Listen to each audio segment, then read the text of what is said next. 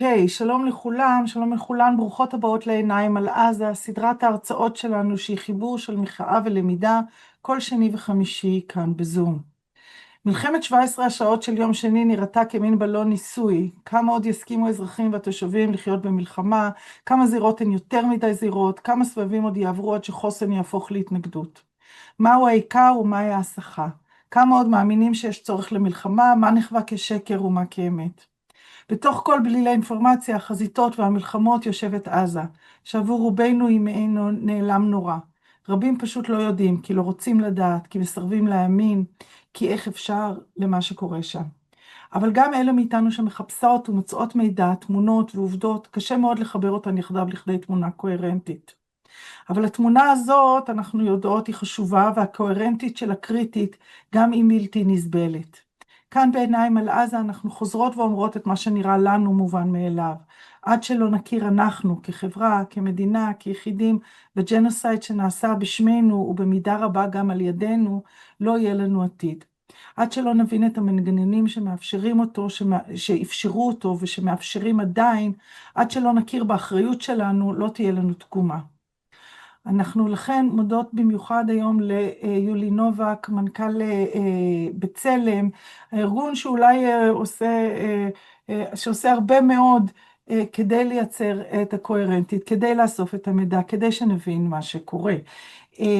יולי תדבר היום על הג'נוסייד כמנגנון, ואנחנו מאוד מאוד מודות לה שהיא הגיעה אלינו. כרגיל, יולי תדבר במשך 8 דקות, ולאחר מכן נפתח את הצ'אט לשאלות.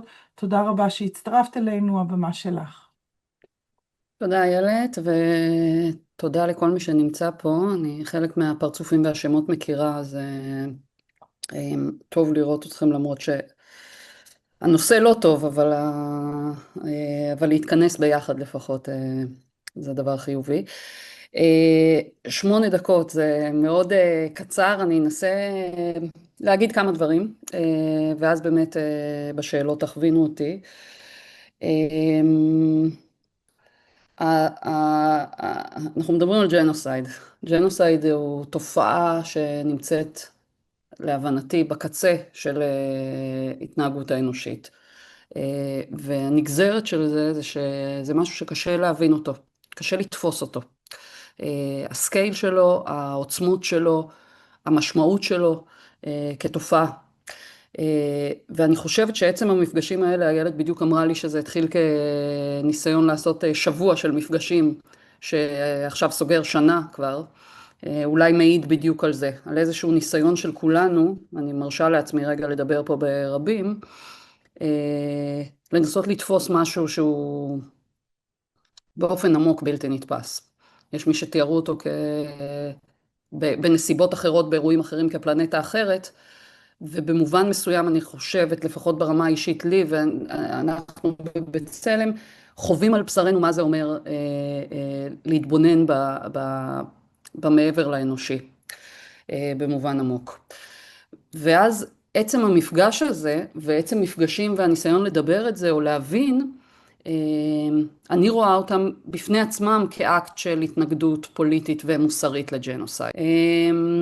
אז הידע לגבי מה שקורה בעזה, ואנחנו מדברים על מה שקורה בעזה, אני חושבת הוא קיים, ואני מניחה שהאנשים שנמצאים פה ואנשים שיקשיבו לנו בהמשך הם חשופים למידע. המידע נמצא אצלנו ונמצא מפורסם על ידי ארגונים אחרים. אני כן אגיד בסוגריים שלדעתי אנחנו רואים את קצה קצהו של המשבר בעזה, כלומר שהזוועה שאנחנו נחשפים אליה לא מייצגת את עומק המשבר, אבל עדיין אנחנו רואים מספיק בשביל להבין כמה זה נורא. המורכבות או אחת המורכבויות זה to make sense out of it. להבין מה אנחנו רואים, מה קורה פה, ואז השאלה הנגזרת המיידית היא מה אנחנו עושים מול זה, ומה ניתן לעשות מול הדבר הזה. אלה שתי שאלות שאחרי כמעט 3 שנים של ג'נוסייד, אני חושבת שלא תהיה עליהן תשובה, בעיקר על השאלה השנייה. אני כל בוקר מתעוררת עם השאלה מה התפקיד שלי ושלנו כארגון זכויות אדם ישראלי אבל גם כבני אדם פשוט, מול ג'נוסייד, וכל יום אני מנסה לענות על השאלה הזאת מחדש, ומצליחה באופן חלקי, והג'נוסייד נמשך. הוא לא הפסיק ב-10 באוקטובר עם הפסקת האש, וגם על זה אפשר להגיד כמה מילים. המאמץ שלנו הוא גם אנליטי, הוא גם כאילו מנטלי, להבין מה אנחנו רואים, הוא גם פוליטי, לנסות לייצר התנגדות לדבר הזה, והוא גם אישי, כי ג'נוסייד זה לא משהו שנעשה רק על ידי מערכות, הוא משהו שנעשה בסופו של דבר על ידי בני אדם שמגויסים בתהליך עמוק של דה-הומניזציה, להחרבה של קבוצה, להחרבה של בני אדם, להחרבה של חיים במקום אחר. לפני שנה פרסמנו דוח שנקרא ג'נוסייד שלנו, אני יודעת גם שהיו פה חברים בארגון ושותפים לכתיבת הדוח שכבר דיברו בפורמט הזה. מה שניסינו לעשות בדוח הזה זה גם להציג תמונת מצב קוהרנטית של מה קורה on the ground, אבל גם לנסות להבין את המודל עבודה של הג'נוסייד שלנו, של הג'נוסייד הזה. ג'נוסייד הוא גם פשע לפי המשפט הבינלאומי, וכולכם יודעים את זה באמנת הג'נוסייד שנחתמה ב-1948, אבל הוא גם תופעה פוליטית של אלימות פוליטית קיצונית, שהייתה קיימת עוד לפני השואה, ועוד לפני 1948. ובמובן הזה לכל ג'נוסייד לאורך ההיסטוריה היה לו את המודל שלו, היה לו את הכלים שלו, את האמצעים שלו, שבאמצעותם הוא ביצע את מה שאנחנו קוראים היום ג'נוסייד, וזה פעולה מתואמת ומכוונת של שלטון, של גוף שנמצא בשליטה, בשביל להרוס חברה, בשביל להרוס קבוצה. עכשיו זה תואם גם להגדרה המשפטית מה שאמרתי עכשיו, כן? אבל מתוך כוונה לעשות את הדבר הזה. ואז בכל ג'נוסייד לאורך ההיסטוריה אנחנו ראינו כלים שונים ופרקטיקות שונות, וזה נוהל באופן שונה. במקרה של הג'נוסייד שלנו אנחנו מדברים על מודל, או זיהינו מודל שיש בו 4 אלמנטים מרכזיים. אחד זה ההרג המסיבי, אני לא אכנס לפרטים, אני רק מסמנת לכם את אחד זה ההרג והפגיעה הפיזית והנפשית הקשה בבני אדם עצמם. המרכיב השני הוא ההרס הטוטלי, זה התמונות שכולנו מכירים של עזה המחוקה, ערים שלמות שפשוט נמחקו. המרכיב השלישי זה העברה בכפייה של אוכלוסייה, יצירת משבר פליטות מטורף שעד היום אנחנו נמצאים בתוכו. 1.3 מתוך אוכלוסיית עזה עדיין חיים במחנות עקורים גם היום, נגיד על זה עוד מילה תכף. והמרכיב הרביעי שפחות מדברים עליו אבל הוא קריטי, הוא בעצם ההרס של החברה החברתי והפוליטי של החברה בעזה. זה ההרס של מערכת החינוך, של מערכת הבריאות, של מוסדות כמו משפחה וקהילה והיכולת לנהל חברה. אני אומרת שזה קריטי בגלל שהמשמעות של המרכיב הזה הרביעי, אולי יותר מכולם, זה לא רק הרס ההווה, זה גם הרס העתיד של החברה העזתית. ומעל כל המרכיבים האלה, 4 הרגליים האלה הגדולות של המנגנון הג'נוסיידלי הישראלי, מונח מה שמניע אותו, וזה הסתה מתמשכת לג'נוסייד ודה-הומניזציה מתמשכת של פלסטינים בכלל ושל העזתים בפרט, וזה מה שקורה בעצם כבר קרוב ל3 שנים. שוב, אף אחד מהמרכיבים האלה לא נפסק, גם אם הסקייל שלהם השתנה מאז הפסקת האש. המרכיב השני שחשוב לדבר עליו, ושוב אני אזכיר את זה רק בכותרות, זה בעצם ג'נוסייד כתופעה פוליטית לא מתחילה ביום אחד, אף פעם לאורך ההיסטוריה. תמיד יש את התנאים שאפשרו אותה ואת האירועים שהניעו אותה קדימה, ובשביל להבין מול מה אנחנו מתמודדים, אנחנו כארגון זכויות אדם חושבים שצריך גם להבין את זה. הג'נוסייד שלנו התחיל, או התנאים שאפשרו אותו, הם קרוב ל80 שנים של חיים בהפרדה, במיליטריזציה אדירה, ב-ongoing דה-הומניזציה מתמשכת של הפלסטינים, וחיים תחת אפרטהייד בעצם, תחת הרעיון שיש את האחר, כשאנחנו יודעים שמכל האחרים האלה, הפלסטינים, העזתים, תמיד היו האחר האולטימטיבי, תמיד אלה שבאמת נמצאים מאחורי החומה, לכן היה אפשר פעם בכמה שנים לחזור ולהפציץ אותם, מה שבזמנו חשבנו אי אפשר יהיה לעלות על זה, נכון? ב-2014 כשדיברנו על 500 ילדים, זה היה נשמע כאילו זה הקצה, אבל בסוף התנאים האלה הכינו את הקרקע לכך שה7 באוקטובר, ברגע שאירעה ההתקפה של חמאס, ברגע שאירעה, יצרה בעצם, או הייתה איזשהו כוח מניע, אירוע מניע של האירועים, של חברה שכבר מוכנה לזה, יחד עם עוד מרכיב אחד קריטי, וזה הממשלה שאיתה הגענו לשבעה באוקטובר. הממשלה הקיצונית ביותר בתולדות ישראל, אבל גם שבה יושבים אנשים סביב שולחן הקבינט הביטחוני, שאנשים שהחליטו על היציאה למלחמה, שבשבילם הדבר הזה הוא פשוט הזדמנות. לא אין ברירה, אלא הזדמנות להטמיע איזשהו חזון שהיה להם מראש. הקיצר, אז זה המסגרת שדרכה אנחנו מבינים שצריך להבין את הג'נוסייד.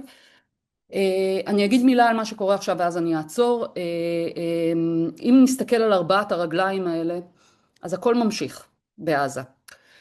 מבחינת הרג, אנחנו עוד מעט מתקרבים ל1,000 בני אדם שנהרגו מאז הפסקת האש, אנחנו על 960 כבר. ההרג הוא יומיומי. מבחינת אמרתי, הפליטים, עדיין פליטים, רוב אוכלוסיית עזה עדיין גרים במחנות. מבחינת תנאי החיים, לא מזמן פרסמנו, ומי שיש לו יכולת לזה, אני מזמינה להיכנס לאתר שלנו ולראות. אני חושבת שזה היה הפרסום האחרון על עזה, לגבי מכת חולדות ומזיקים במחנות האוהלים. אני אומרת את זה כי באמת, כי אנחנו כל פעם חושבים שהגענו לתחתית ומגלים עוד. ואין, לי אחד הדברים הנוראים, אני אימא צעירה, אחד הדברים הנוראים, כל פעם יש עוד דבר נוראי, אבל לשמוע עדויות של אמהות שאומרות שהן, אין להם איך לשמור על הילדים שלהם, שחולדות לא יבואו וינשכו אותם בלילה. זה משהו שאני, כאילו, לא, שוב, מתווסף לזה שאין להם אקמול לתת לילדים שלהם, ואין זה ואין זה. אבל סתם אני מניחה פה עוד מרכיב. קרוב ל-60% מהרצועה נמצאת בידי ישראל, כל מה שנמצא מאחורי הקו הצהוב.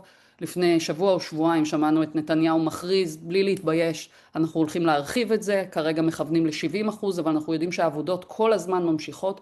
אנשים בעזה מקבלים עוד צווי פינוי, אלה שחיים קרוב לקו הצהוב, מקבלים צווי פינוי, כי ההרס ממשיך, ההשתלטות ממשיכה, הטיהור האתני ממשיך.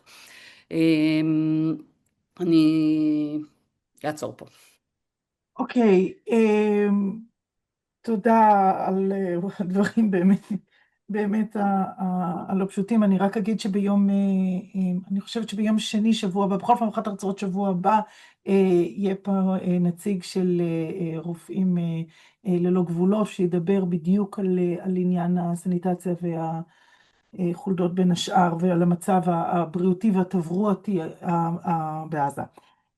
אבל יש לנו פה כבר שאלות, אז אני אכנס לזה ישר. שואל קובי, איך את מעריכה את ההצלחה של הג'נוסייד בעזה ביחס למה שאת מעריכה כתוכניות המקוריות והנוכחיות של הממשלה והצבא? זאת אומרת... אז שאלה קשה.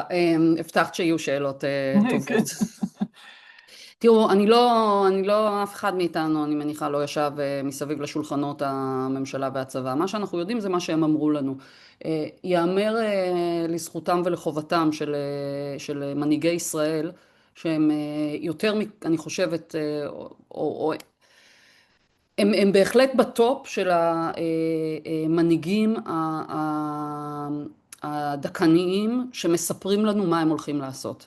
ובשמיני, תשיעי, עשירי באוקטובר 2023, התוכניות כבר הוצגו לנו. הם הוצגו לנו על ידי מי שמנהלים את המדינה הזאת, הם הוצגו לנו על ידי שר הביטחון דאז, הם הוצגו לנו גלנט, הם הוצגו לנו על ידי ראש הממשלה נתניהו, הם הוצגו לנו על ידי נשיא המדינה ואחרים, ואז שמענו אותם שוב ושוב מגנרלים וגם מהחיילים בשטח. כלומר, הדבר הזה היה מאוד ברור. אתם הולכים להרוס את עזה, אתם הולכים לנקום, אתם הולכים... נכון, נתניהו השתמש במילה עמלק, כשאני מדברת באנגלית אני צריכה להסביר שזה דוג וויסל, זה משרוקית כלבים בשבילנו הישראלים, הרי כולנו למדנו בבית ספר את המשפט זכור מה שעשה לך עמלק, אנחנו יודעים מה המשמעות של הדבר הזה, והוא לא סתם בחר את המילים האלה, אז מהבחינה הזאת, הכוונה, אני חושבת שזה אחד המקרים הברורים שבהם הכוונה הג'נוסיידלית הוצגה מראש, ונראתה לאורך כל הדרך, כולל בתוצאות שלה. עד כמה הג'נוסייד הזה מוצלח? שוב, אני חוזרת, ג'נוסייד לא אמור, בשביל ג'נוסייד לא צריך להרוג כל אחד מחברי הקבוצה. ממש לא. ג'נוסייד, מה שמאפיין אותו זה הניסיון להרוס את הקבוצה כקבוצה, לא לאפשר לקבוצה להמשיך להתקיים כקבוצה, כקולקטיב בהמשך. אז תמיד יש בו גם מרכיב של הרג ופגיעה פיזית, אבל יש בו עוד מרכיבים, ומהבחינה הזאת, שוב, הוא עוד לא נגמר, אבל ההרס שכרגע הומט על רצועת עזה, הוא כזה, א', בחלקו לא ניתן לתיקון, לא ניתן, וחלקו יידרשו כנראה עשרות שנים, אם בכלל, ושוב, אנחנו כרגע בכלל, הוקטור לא הולך לשם, הוקטור הולך לכיוון השני לגמרי, אז אני לא עסוקה בלתת להם ציונים על כמה הג'נוסייד היה מוצלח, את זה אנחנו נדע בעוד 50 שנה, מוצלח, כן? באופן זה, אבל אין ספק שזה מה שמתרחש שם, כלומר, אני שוב לא עסוקה בלהגיד זה יותר או פחות, אלא זה פשוט מה שמתרחש שם עכשיו. אני אשאל פה את השאלה ששואל יואל, ואז אני אחבר אותה לשאלה שאני רציתי לשאול. שואל יואל בייאוש, הוא כותב, איך שוברים את השתיקה בישראל? השיח התקשורתי, השיח הפוליטי, השיח ברחוב, איך מצליחים לפרוץ את מחסום ההכחשה מהאש הזה בחברה שלנו? ואני רוצה להוסיף לזה שאלה ששאל אותי חבר אתמול, שאמר, אני מוכן לקבל שזה כן, שזה ג'נוסייד, אבל אני חושב שלהשתמש במונח הזה, זה לא, זה בעוכרינו. בעצם זה רק מגדיל את ההכחשה, כי בגלל שזה כל כך גדול, ולכן הוא אומר, אני נגד שאנחנו נגיד כל הזמן ג'נוסייד, אני נגד להשתמש במושג הזה, כי הוא בעצם מרחיק אותנו מההכרה ולא מקרב אותנו. איך את עונה? אני בטוחה שאת שמעת גם כן את לא, לא, בוודאי, זה גם באמת, אוקיי, אני אגיד ככה, אחד, שוב, אני קצת פריקית של היסטוריה, וספציפית של היסטוריה של ג'נוסייד, ג'נוסיידים לאורך, עוד הרבה לפני הג'נוסייד שלנו.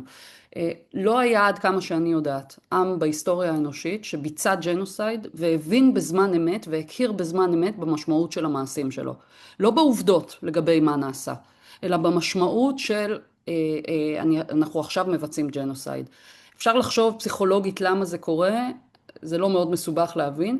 בדרך כלל לוקח עשרות שנים, אם בכלל, להתחיל בהכרה הזאת. תחשבו שהגרמנים, רק בשנות ה-60 וה-70, התחילו את תהליך ההכרה. השנים הראשונות אחרי השואה, העשורים הראשונים, היו עסוקים בין היתר בשיקום. כלומר, כי גם ג'נוסייד אגב בדרך כלל קורה תוך כדי מלחמה, בתוך קונטקסט של מלחמה ולא במקרה, כאילו גם מוצדק באמצעות המלחמה הזאת. שוב, תסתכלו על רואנדה, תסתכלו על השואה, תסתכלו, כאילו, all over, בכל מקום שבו זה קרה לאורך ההיסטוריה, זה תמיד היה בתוך קונטקסט של הגנה עצמית. מהבחינה הזאת אני לא מצפה שהעם היושב בציון יהיה הראשון בהיסטוריה שקלט בזמן אמת את הדבר הזה, בטח לא בתוך סיטואציה של הסתה כל כך מטורפת שאנחנו חווים גם בתקשורת ובשיח הציבורי ובאמת גם זה אני אומרת הרבה פעמים לאנשים בחו"ל שכל מה שהייתי רוצה זה שהם יבינו עברית ויפתחו ערוץ 12 או 13 לא משנה ביום רנדומלי לשמוע איך מדברים על עזה. כבר אנחנו כבר נהיינו קהים לעד כמה ההסתה ודה-הומניזציה קיימת בשיח. אני אומרת את זה עכשיו לא מתוך ייאוש, אני חושבת שבתוך סיטואציות כאלה התשובה היא מה שאנחנו עושים עכשיו. גם אם זו קבוצה קטנה יחסית, יש לה ערך אדיר. אני לא יודעת, אני תמיד חוזרת לדוגמה הזאת כי היא מלווה אותי. הספר נחמד, לא קשה לקריאה, לבד בברלין, שמספר על זוג זקנים שבזמן מלחמת העולם השנייה הלכו ושמו פתקים בתיבות דואר נגד המשטר הנאצי. ספר מאוד מאוד מפורסם, תורגם למיליארד שפות, הוא הולך איתי עכשיו. עכשיו תגידו, מה הייתה ההשפעה של זוג הזקנים האלה שבסוף נתפסו ונשלחו לאושוויץ אם אני לא טועה? מה היה ההשפעה שלהם בזמן אמת? כנראה אפסית.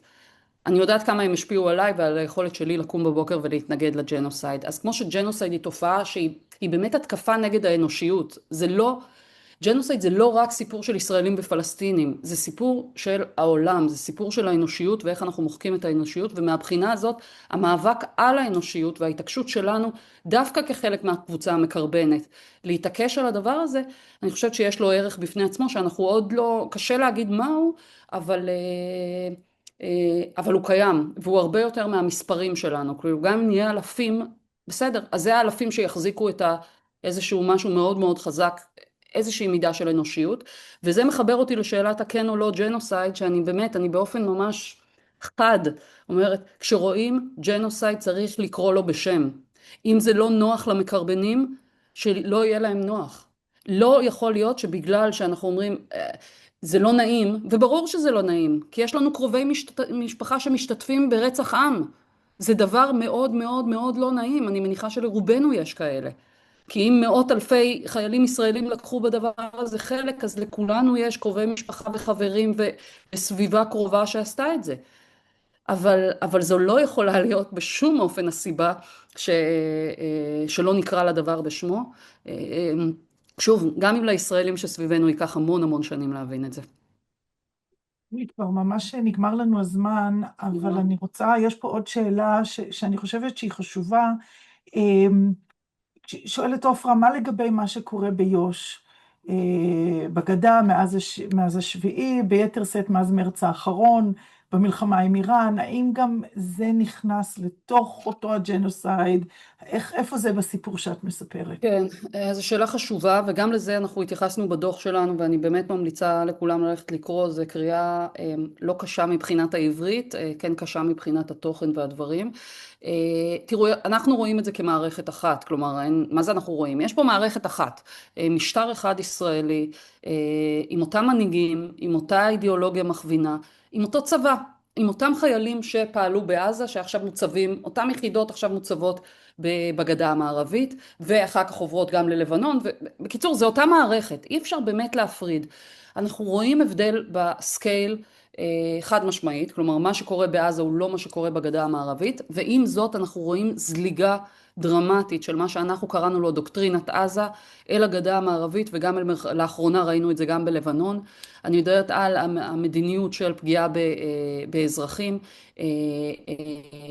ההרג המסיבי בגדה המערבית, אנחנו מדברים כבר קרוב ל-1,100 בני אדם שישראל הרגה מאז ה-7 באוקטובר 23 ועד היום. זה אמנם כלום לעומת 72,000 בעזה, אבל זה מספרים מטורפים. זה אומר שכל יום אנחנו הורגים אנשים עם אפס accountability, אפס אחריותיות.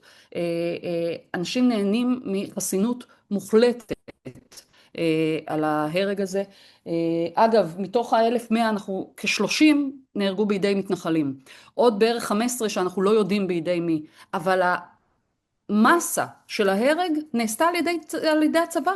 צריך להבין את זה, כאילו לפעמים האלימות מתנחלים, מה שאנחנו קוראים לה, שגם נעשית בתיאום כאילו, היא לא נפרדת, אבל בסוף המסות של הפגיעה, של ההרג, 40,000 בני אדם פונו מבתיהם במחנות הפליטים בצפון הגדה, ולא יחזרו לשם כבר. כלומר, יש כבר, ישראל בונה על מחנות הפליטים האלה, הצבא קורא לזה עיצוב המרחב מחדש, התיאור האתני של מה שמסומן כשטחי C, אנחנו מדברים על 60% משטחי הגדה המערבית, כבר כמעט והושלם לחלוטין, באמצעות אלימות גם של מיליציות, של מתנחלים, בשיתוף עם כוחות ישראלים, כוחות צבא ואחרים.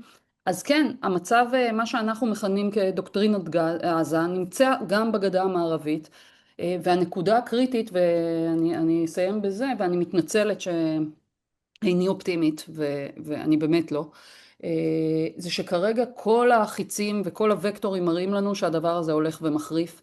אין שום מנגנון, בטח לא מקומי, אבל כרגע גם לא בינלאומי, שפועל לעצור את ישראל.